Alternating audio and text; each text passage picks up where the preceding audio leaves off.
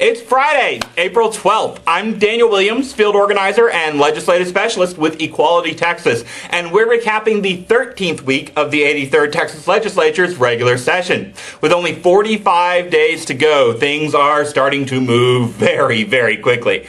On Tuesday, the House Criminal Jurisprudence and Senate Criminal Justice Committees heard testimony about the inequities in Texas's Romeo and Juliet law. See, we Texans are pretty reasonable people, and we realize that, shock of all shockers, teenagers sometimes make bad decisions, particularly about sex. And because we're pretty reasonable people, we also realize that high school sweethearts are not sex offenders. They're just teenagers making bad decisions. And throwing them in jail and requiring them to register as sex offenders for the rest of their lives doesn't help anyone. Not the teens, not their parents, and certainly not Texans. Texas' practice of treating teens in same-gender relationships differently than teens in opposite-gender relationships is unfair. Parents have the responsibility for shepherding their kids through this difficult time.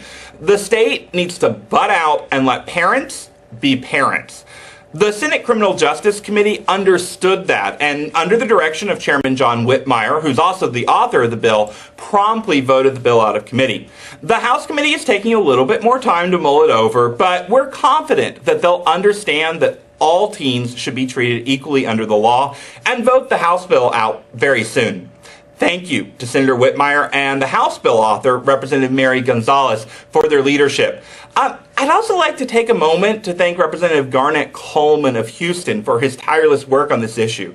Representative Coleman has been the leader on the inequities in the Romeo and Juliet law for over a decade. Sometimes one lawmaker gets a bill to the goal line and then someone else takes it into the end zone. But anyone who's willing to be a leader in this work for equality deserves our thanks. And on this and on so many other issues, Representative Coleman has been a tireless leader. So thank you very much, Representative Coleman. Also on Tuesday, the House Public Education Committee heard HB 1568 by Drew Springer of Munster. See, there's this little school district north of Austin called Pflugerville ISD. And like a lot of school districts on the edges of growing cities, Pflugerville is experiencing a wave of young families moving in, and with them a wave of children in its schools. So Pflugerville ISD needs more teachers. But it's hard for small towns to recruit recent college grads who would rather go live in places that are, shall we say, more exciting?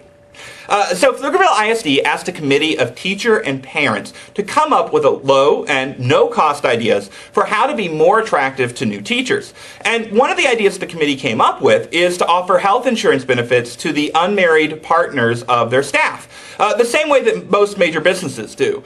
The local school trustees thought that sounded like a great, no-cost way to be more competitive and put the plan into action.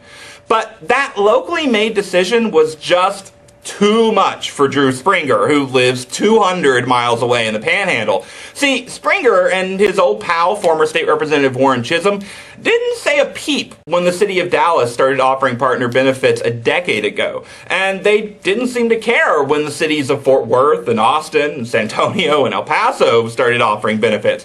No, it seems like it's just when a small town decides to exercise its local control that Drew Springer and Warren Chisum get their delegates in a wad. Now, I'm not sure if that's because they think they can push the little guys around, or if they just think that they own all the small towns. But on Tuesday, they got their chance to convince the Public Education Committee that it was somehow appropriate for the Texas Legislature to drop the important business of the state and instead focus on punishing Pflugerville ISD for exercising their local control.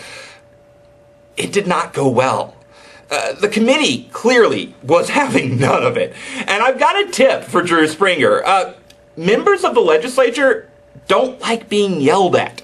Like most human beings, they respond much better to personal, authentic appeals than to crazy old people shaking their fist at them. Next time, Representative Springer, you may want to advise your witnesses to maintain some semblance of civility and to leave the anger and histrionics for yelling at those damn kids to get off their lawn. Now, next week should be eventful as well. On Tuesday, the House Criminal Jurisprudence Committee will hear testimony on the inclusion of the trans community in the state's hate crime bill. Now, this is another one of those great pieces of legislation from Representative Coleman. Transgender people are 28% more likely to experience physical violence than other people. A trans person living in America today has a 1 in 12 chance of being murdered, compared with the average person who has about a 1 in 18,000 chance of being murdered. 1 out of every 1,000 homicides in the U.S. is an anti-transgender hate crime. The hearing on HB 3324 will be at some point after 10:30 a.m. on Tuesday. My guess is it'll probably be in the evening. The committee needs to hear from the trans community, particularly from victims of hate crimes. So if you can be in Austin on Tuesday, please make every effort to be there. Until next week, I'm Daniel Williams, field organizer and legislative specialist with Equality Texas.